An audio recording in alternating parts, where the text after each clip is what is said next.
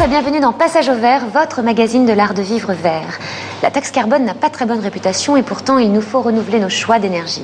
Les énergies fossiles polluent, elles réchauffent notre planète et détraquent le climat. Il faut renouveler nos choix. Pour ça, je vous propose de me retrouver dans Passage au Vert, direction le sommaire.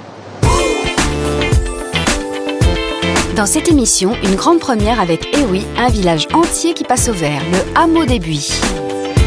On a respecté tous les arbres du terrain, donc on n'a absolument rien coupé. Et il se trouve que là, l'architecte a installé cette maison autour de ce chêne. Et aussi une bonne note, un très bon point et une vraie tendance. De plus en plus de cantines passent au bio. Et puis si c'est comme ça, je reste toujours à la cantine, quoi. Et puis chez Emmaüs, on sauve les objets des poubelles pour les faire renaître flambant neufs. De plus en plus mode, c'est l'art de la récup. Et l'écologie. Qu'en disent nos personnalités, vous le saurez en fin d'émission. Quand un village entier décide de passer au vert, nous sommes là pour le remarquer. Et c'est le cas avec ce village qui s'appelle le hameau des Buis. Pour les habitants, tout se construit selon les règles sacrées de l'architecture bioclimatique. Le but, tirer le meilleur parti du climat pour limiter la consommation d'énergie. Alors, le hameau des Buis serait-il l'exemple même du village durable où il fait bon vivre ? Reportage.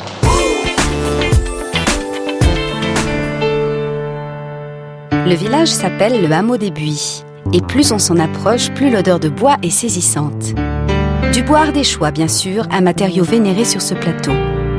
Ici, on édifie des maisons à l'ombre des chênes verts et on entend bien se chauffer au bois. On va faire un petit tour, se balader dans les bâtiments et qui sont à différents degrés d'avancement. Ce petit village vert d'irréductible se construit depuis 2 ans autour d'une école. Et selon les règles sacrées de l'architecture bioclimatique, à savoir tirer le meilleur parti du climat pour limiter sa consommation d'énergie. Explication à l'heure de la visite, chaque vendredi. Ce sont des maisons à ossature bois, sur le principe de l'ossature bois, qui sont isolées avec des bottes de paille. Ce que vous voyez là, c'est ce qu'on appelle un mur capteur, c'est-à-dire que c'est un mur lourd qui est vitré, de couleur sombre, et qui est destiné à emmagasiner de la chaleur la journée et la restituer la nuit. C'est un peu ce qui se passe là-bas C'est un peu la même chose, oui. Ouais. Là-bas, c'est un mur en pierre sèche, et ici, c'est un mur en parpaing qui ont été bâtis à l'envers, remplis de sable et crépis à la chaux. Chaque maison est différente des autres. Et là, voilà. On est de quel côté, là ? Ces murs-là, ils sont... Au sud. Voilà, le sud est par là. Voilà, et toutes les maisons sont plutôt orientées par ici. Et elles remontent petit à petit vers le nord, de façon à garder une vue, un ensoleillement important. Des maisons qui poussent en terrasse et qui donnent sur la toiture végétale du voisin. Ces petites prairies perchées assurent inertie thermique et récupération de l'eau de pluie. Ça peut servir surtout pour le potager. À l'intérieur, on isole avec des matériaux écologiques.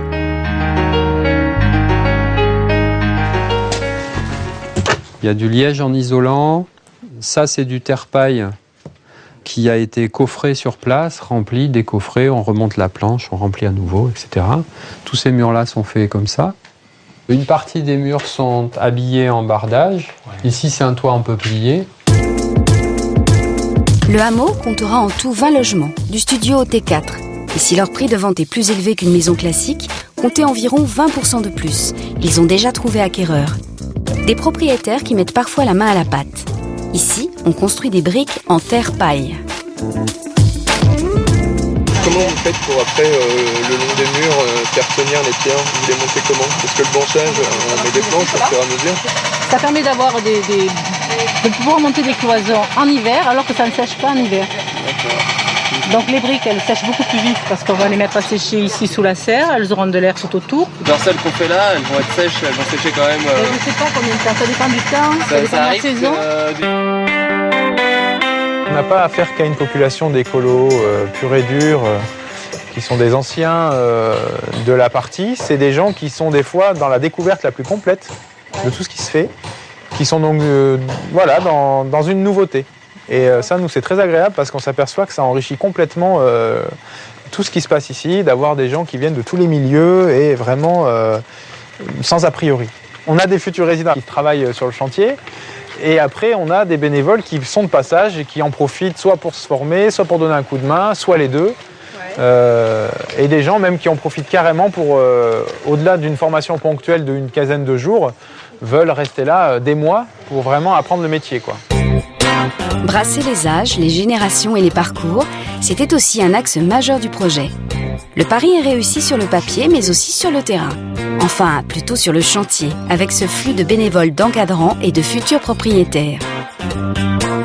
Parmi eux, de potentiels acheteurs, ou plutôt prétendants à la liste d'attente. Comme Corinne, qui visite le logement d'une future résidente. Alors la particularité de ce T3, c'est que on a respecté tous les arbres du terrain, donc on n'a absolument rien coupé. Et il se trouve que là, l'architecte a installé cette maison autour de ce chêne. Alors ici, là il y a une chambre.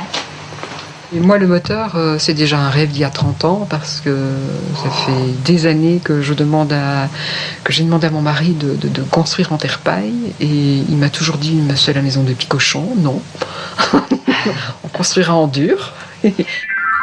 Double exposition pour une climatisation optimale.